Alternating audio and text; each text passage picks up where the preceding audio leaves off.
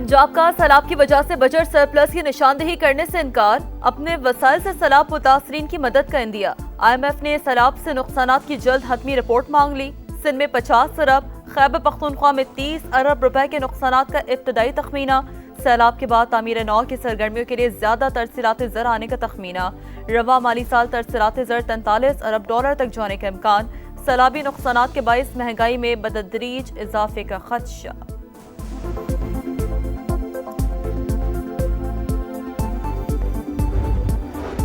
Petrol 4 روپے 7 پیسے فی لیٹر مہنگا، نئی قیمت 268 روپے 68 پیسے ہو گئی۔ ہائی اسپیڈ ڈیزل کے فی لیٹر نرخ 4 روپے 4 پیسے بڑھ گئے، 276 روپے 81 پیسے میں فروخت ہوگا۔ نوٹیفیکیشن جاری۔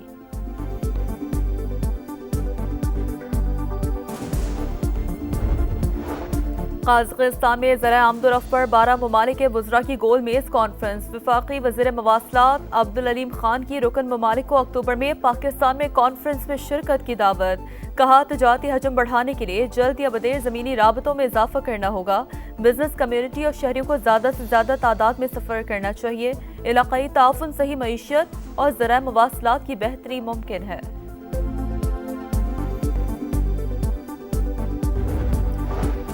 علی امین گنڈا پور کے علیمہ خان پر سنگین الزامات۔ کہا بانی کی بہن پارٹی تقسیم کر رہی ہے، ان کے تمام ویلاگرز سے رابطے ہیں، میرے خلاف باقاعدہ مہم چل رہی ہے۔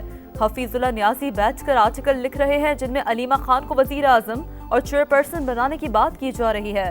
پارٹی کے اندر گروپ بندیاں اور ذاتی مفادات پروان چڑھ رہے ہیں۔ ہر شخص کسی نہ کسی سہارا گروپ کا حصہ بن رہا ہے۔ کابینہ میں تبدیلی معمول کی بات، بانی کے ہر حکم کو ہم نے ہمیشہ قبول کیا اور آئندہ بھی کریں گے، وہ کہیں تو ایک لمحے میں حکومت ختم کر سکتا ہوں۔ کراچی کے علاقے اورنگی ٹاؤن میں فائرنگ سے زخمی ہونے والے شہری دوران علاج دم توڑ گیا۔ پولیس کے مطابق مقتول احسان کو ٹارگٹ کر کے قتل کیا گیا، کسی نے فون کر کے گھر سے باہر بلا کر فائرنگ کی۔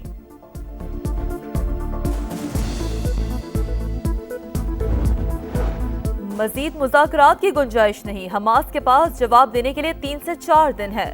امن منصوبہ مسترد کیا تو اسرائیل جو چاہے کرے گا، امریکی صدر کی وارننگ۔ ڈونلڈ ٹرمپ نے کہا فلسطینی تنظیم نے جنگ کی قیمت ادا کر دی، اس کے 25,000 اہلکار ہلاک ہو گئے، 3 بار قیادت کو قتل کیا، اب اچھے رویے کا مظاہرہ کرتے ہوئے قیدیوں کو رہا کرے۔ چین کے یوم جمہوریہ پر پاکستان کا بھرپور اظہار یکجہتی، اسلام آباد کی فضا پاک چین دوستی کے رنگ میں رنگ گئی۔ ریڈ زون کے اہم عمارتوں پر خصوصی سجاوٹ، صدر آصف زرداری کی چینی حکومت اور عوام کو مبارکباد۔ کہا صدر شی جن پنگ کا مشترکہ خوشحالی کا ویژن دنیا کے لیے مشعل راہ ہے۔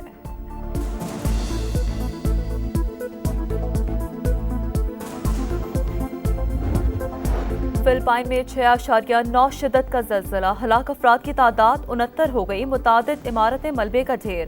ریسکیو آپریشن جاری، زلزلے کا مرکز پالم فون کا مغرب تھا، زیر زمین گہرائی 10 کلومیٹر ریکارڈ کی گئی۔ اور پاکستان سٹاک مارکیٹ میں مندی، انڈیکس 700 پوائنٹ سے زیادہ گر گیا، 1,64,000 پوائنٹس کی حد پر ٹریڈ۔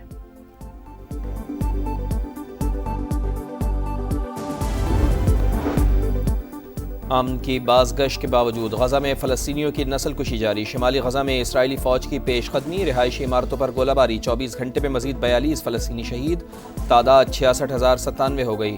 عالمی سمود فلوٹیلا غزہ کے قریب ہائی رسک زون میں پہنچ گیا، اسرائیلی ڈرونز کی پروازیں، حملے کا خدشہ۔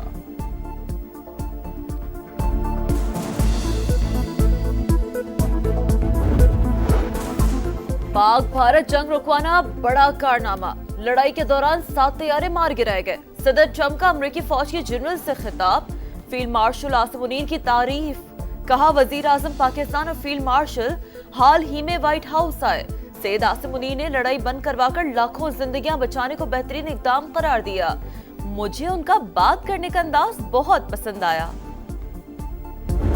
ناقابل تسخیر دفاع کی جانب بڑا قدم، پاکستان کا کروز میزائل فتح 4 کا کامیاب تجربہ 750 کلومیٹر تک اپنے ہدف کو نشانہ بنانے کی صلاحیت رکھتا ہے۔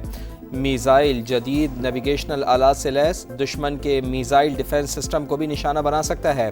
صدر، وزیر اعظم اور chairman joint chiefs of staff کی سائنسدانوں اور انجینئرز کو مبارکباد۔ عمران خان والی بات کے اوپر پارٹی میں تقسیم کرنے میں آپ کی بہن علیمہ خان کا ٹھیک ٹھاک کردار ہے، اور علیمہ خان بجائے ان کو منع کرنے کے، تقسیم ختم کرنے کے پرووک کر رہی ہے۔ حفیظ اللہ نیازی صاحب جو ہیں وہ آرٹیکل لکھ رہے ہیں جس پہ وہ لکھ رہے ہیں وزیر اعظم علیمہ خان کو چیئرپرسن بننا چاہیے۔ علی امین گنڈاپور کے علیمہ خان پر سنگین الزامات، کہا بانی کی بہن پارٹی تقسیم کر رہی ہے، ان کے تمام ولاگر سے رابطے ہیں، میرے خلاف باقاعدہ مہم چل رہی ہے۔ حفیظ اللہ نیازی بیٹھ کر آرٹیکل لکھ رہے ہیں جن میں علیمہ خان کو وزیر اعظم اور چیئرپرسن بنانے کی بات کی جا رہی ہے۔ پارٹی کے اندر گروپ بندیاں اور ذاتی مفادات پر باندھ چڑھ رہے ہیں، ہر شخص کسی نہ کسی سہارا گروپ کا حصہ بن رہا ہے۔ کابینہ میں تبدیلی معمول کی بات، بانی کے ہر حکم کو ہم نے ہمیشہ قبول کیا اور آئندہ بھی کریں گے، وہ کہے تو ایک لمحے میں حکومت ختم کر سکتا ہوں۔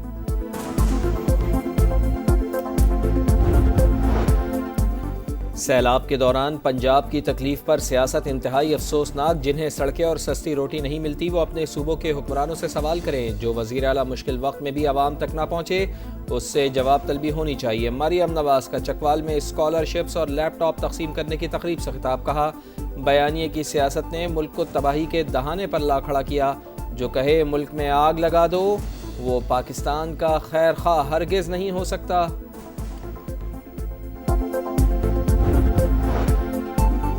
پانی پر بیان، پیپلز پارٹی ناراض، مریم نواز سے معافی مانگنے کا مطالبہ، سینیٹ اور قومی اسمبلی سے احتجاجاً واک آؤٹ، معذرت کرنے تک کسی بھی قانون سازی میں حصہ نہ لینے کا اعلان۔ پانی قومی معاہدے کے تحت تقسیم ہوا، صوبے اپنے حصے پر فیصلہ کر سکتے ہیں۔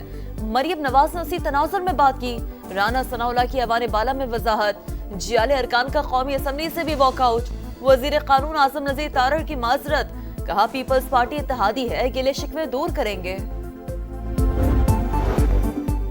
کوئٹہ میں بھارتی سپانسرڈ فتنۃ الخوارج کا خودکش حملہ، 2 ایف سی اہلکاروں سمیت 11 افراد شہید، 40 سے زائد زخمی، حملہ آور سمیت 6 دہشت گرد ہلاک۔ سیکیورٹی ذرائع کے مطابق ان دشمنوں نے ایف سی یونیفارم پہن رکھا تھا، 25 سے 30 کلو بارودی مواد استعمال کیا گیا۔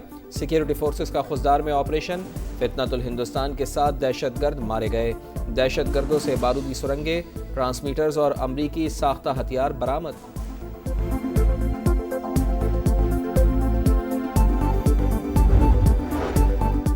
وفاقی وزیر مواصلات عبدالعلیم خان کی قازقستان کے وزیر ٹرانسپورٹ سے ملاقات، پاکستان اور قازقستان کے لیے ڈائریکٹ فلائٹس پر گفتگو، سفری شرائط میں نرمی اور ملٹیپل ویزوں کے اجراء پر بات چیت۔ عبدالعلیم خان کی قازق وزیر کو اکتوبر میں ہونے والی ریجنل ٹرانسپورٹ کانفرنس میں شرکت کی دعوت۔ سلک وے ٹرانسپورٹ فورم سے خطاب میں عبدالعلیم خان بولے، بین الاقوامی راہداریوں کو امن و خوشحالی کی شاہراہیں بنانا ہماری ذمہ داری ہے۔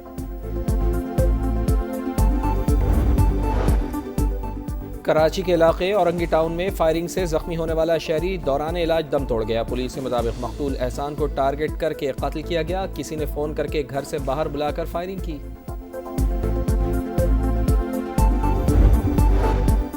لاہور کے علاقے غازی آباد میں گھریلو ناچاقی پر شوہر کو قتل کرنے والی بیوی گرفتار، اعتراف جرم بھی کر لیا، مقتول کے بھائی کی مدعیت میں مقدمہ درج۔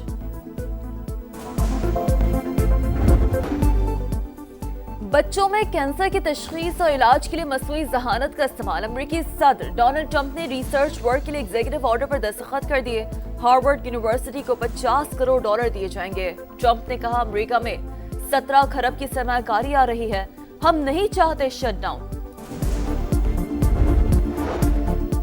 چین کے یوم جمہوریہ پر پاکستان کا بھرپور اظہار یکجہتی، اسلام آباد کی فضا پاک چین دوستی کے رنگ میں رنگ گئی۔ ریڈ زون کی اہم عمارتوں پر خصوصی سجاوٹ، صدر آصف علی زرداری کی چینی حکومت اور عوام کو مبارکباد، کہا صدر شی جن پنگ کا مشترکہ خوشحالی کا ویژن دنیا کے لیے مشعل راہ ہے۔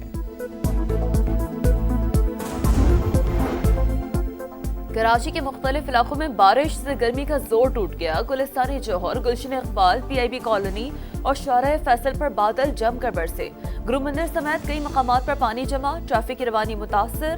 سب سے زیادہ بارش ایئرپورٹ پر 33 ملی میٹر ریکارڈ۔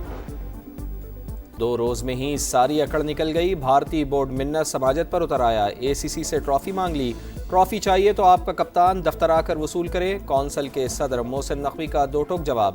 دبئی میں ہونے والے اجلاس میں ارکان کی جانب سے بھارت کے رویے کی شدید مذمت، میچ اور ٹاس کے بعد ہاتھ نہ ملانے پر تشویش کا اظہار، اختتامی تقریب میں ٹرافی نہ لینا بھی غلط اقدام قرار۔ فلپائن میں 6.9 شدت کا زلزلہ، ہلاک افراد کی تعداد 69 ہو گئی، متعدد عمارتیں ملبے کا ڈھیر، ریسکیو آپریشن جاری۔ زلزلے کا مرکز پالم فون کا مغرب تھا، زیر زمین گہرائی 10 کلومیٹر ریکارڈ۔ اور پاکستان سٹاک مارکیٹ میں مسلسل دوسرے روز بھی تیزی، کاروبار کے آغاز پر 1,66,000 پوائنٹس کی حد بحال، ٹریڈنگ کے دوران 800 سے زائد پوائنٹس کا اضافہ۔